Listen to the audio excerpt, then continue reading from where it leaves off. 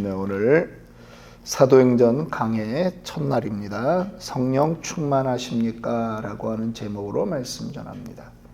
어제까지 총 95번에 걸쳐서 누가복음 1장부터 24장 53절까지 살펴보았습니다. 오늘 다시 계속 이어서 누가의 그 작품을 보는데 누가가 두 편을 썼습니다. 누가복음과 사도행전.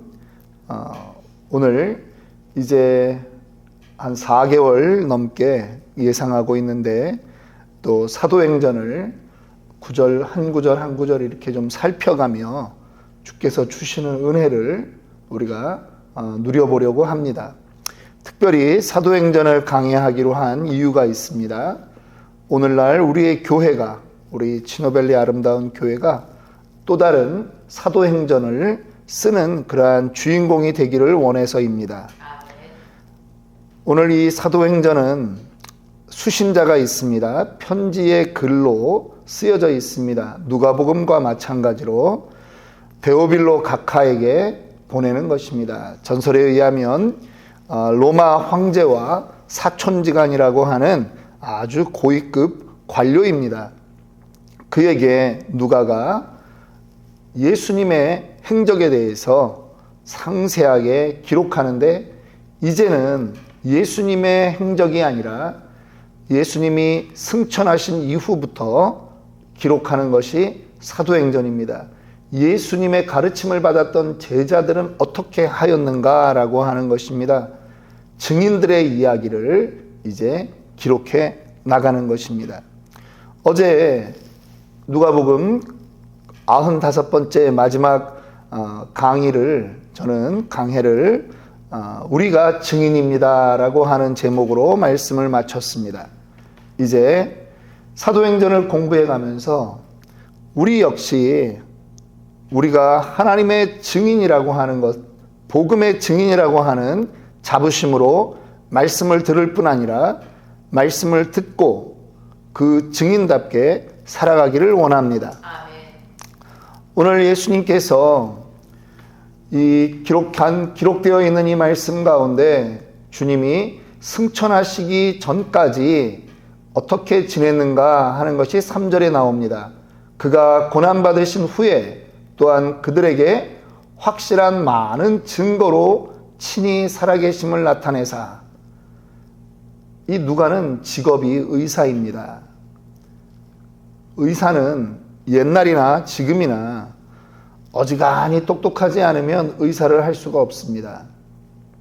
시대가 AI 시대로 바뀌었다, 챗 GPT 시대가 되었다, 이런 얘기를 하지만 그래도 아직까지는 실제로 수술을 하거나 사람을 상담하거나 하는 모든 것이 사실은 사람이 직접 해야 되는 그러한 부분이다 보니 이 의사라고 하는 것은 고대나 지금이나 일단 암기력이 좋아야 되고요.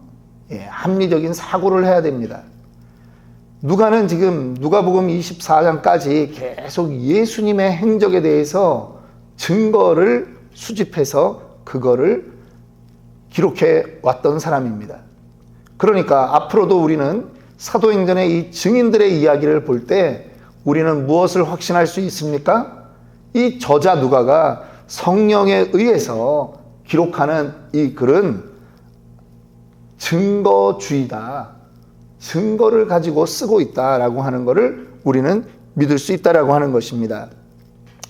예수님의 그 살아나심과 부활에 대한 증거들을 누가는 계속 기록해 왔습니다.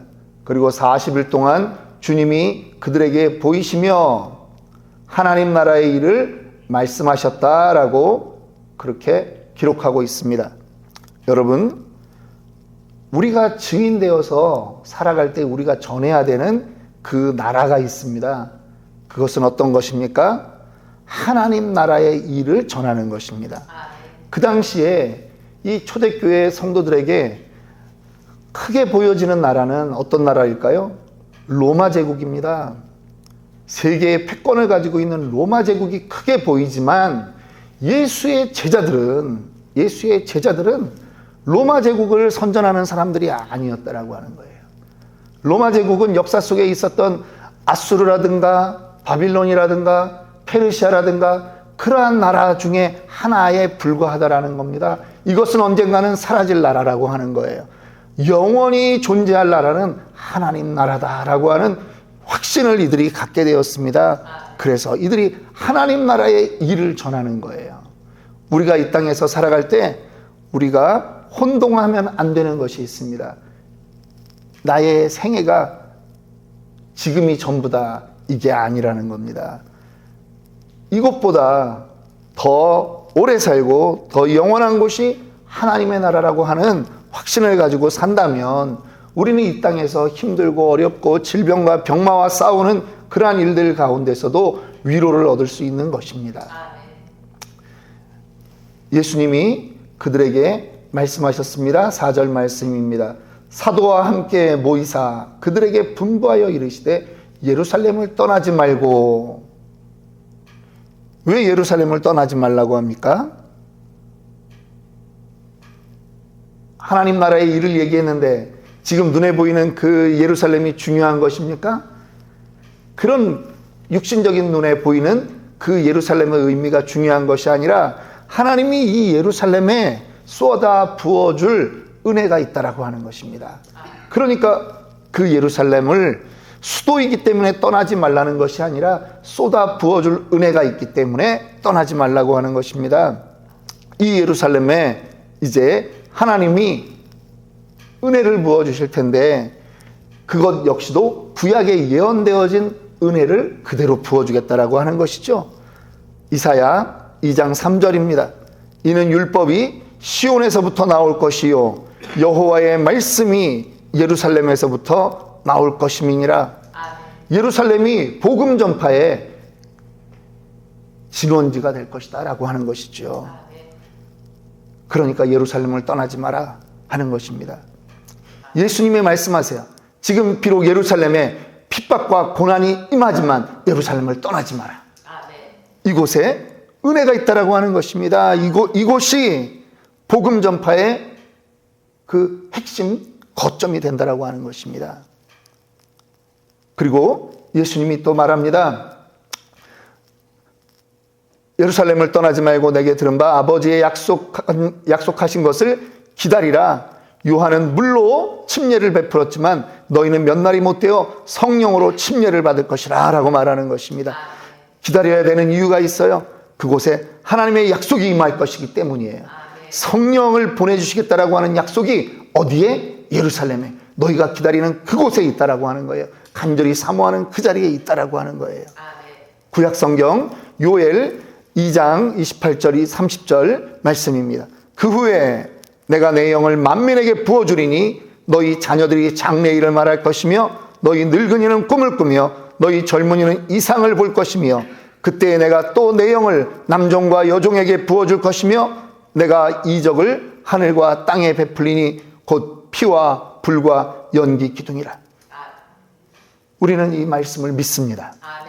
우리는 특별히 오늘 우리가 앉아있고 우리가 예배하는 이 치노밸리 아름다운 교회가 오늘날에도 하나님이 다시 사용하시는 부흥의 거점이 될 것을 우리는 믿습니다. 우리는 오늘 이곳이 하나님께서 우리에게 힘주시는 그 성령의 은혜가 충만한 그러한 자리로 변할 것을 우리는 믿습니다. 그러면 우리는 이제 기도해야 된다라고 하는 것입니다. 이 사도행전은 다른 말에 별명이 있습니다. 성령 행전이라고 합니다.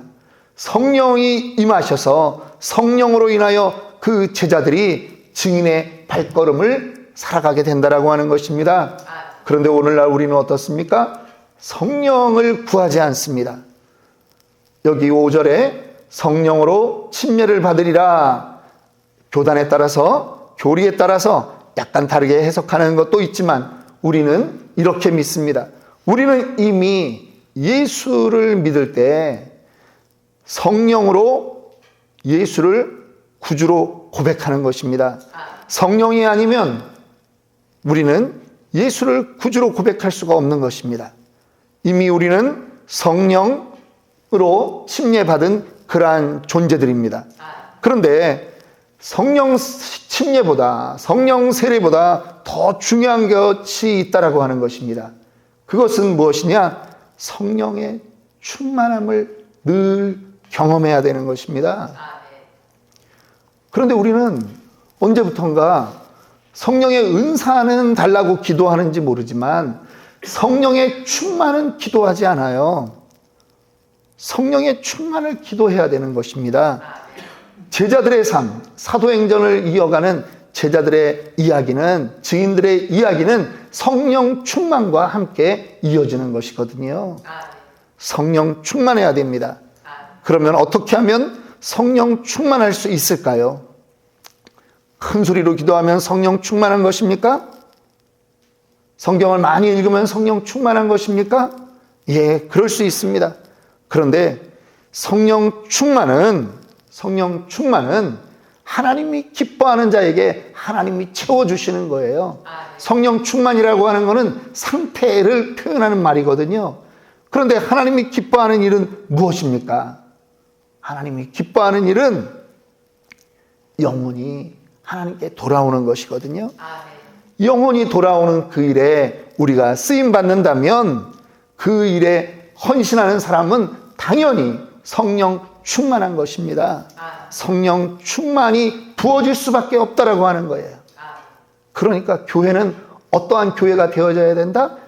전도하는 교회로 변화되어지고 성도의 삶은 복음 전하는 자로 때를 얻든지 못 얻든지 예수 복음 전하는 자로 살려고 하면 하나님이 그 사랑하는 자녀의 그 마음에 성령이 충만하게 하나님은 하신다라고 하는 거예요. 우리에게는 이미 성령이 내주하십니다. 그런데 왜 성령이 우리를 장악하지 못할까요? 우리의 뜻대로 살려고 하잖아요. 성령이 이미 우리가 예수를 구주로 고백할 때 우리 안에 임하셨는데 우리는 그 성령의 말을 듣지 않아요. 그 성령의 말을 듣지 않아요. 가치관이 안 변해요. 말씀을 들어도 말씀 들을 때뿐이에요. 그러니까 성령이 위축되는 거예요. 성령이 탄식하는 거예요.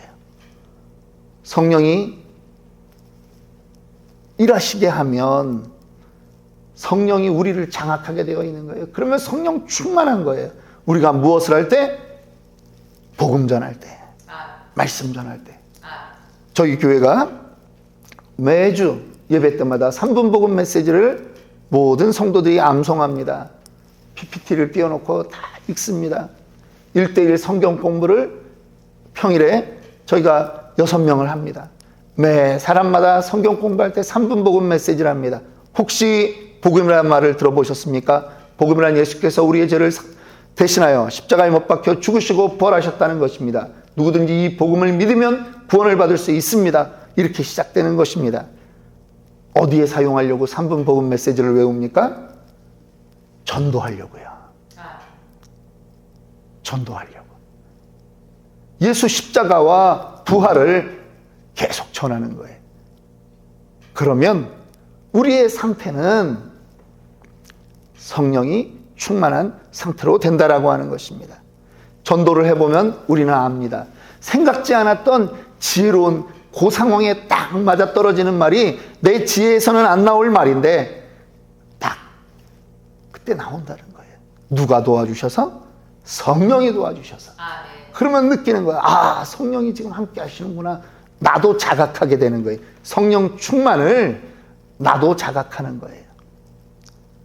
오늘 이 사도행전을 우리가 이제 공부해 나갑니다. 지속적으로 성령을 말할 것입니다. 지속적으로 증인을 말할 거예요. 왜?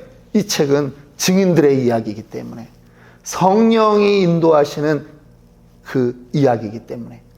그래서 오늘 첫날 사도행전 1강을 하면서 제목을 성령 충만하십니까? 라고 하는 제목을 잡아보았습니다. 성령은 충만해도 되고 안 해도 되는 게 아닙니다.